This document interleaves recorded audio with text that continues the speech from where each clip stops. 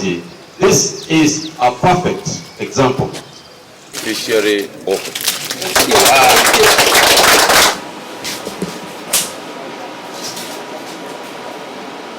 In the right portion of this panel, we can see it shows multiple suspicious.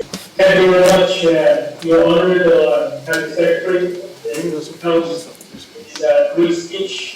Who is aware of the event, and all the measures are put in place to ensure that at least the prevention, the infection is not spread, and so far we've not had a case.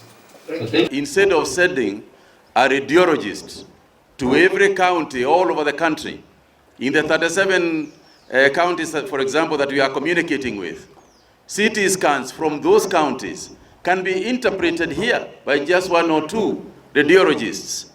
So you can see the efficiency and the gains in terms of human capital.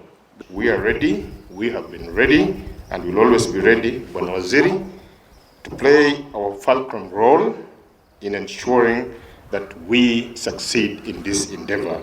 This is a 24-hour service because we are using technology to connect to other 37 counties. So wherever they are taking their CT scans, they will be relaying the images here. We will be interpreting for them and then sending back the images and the reports.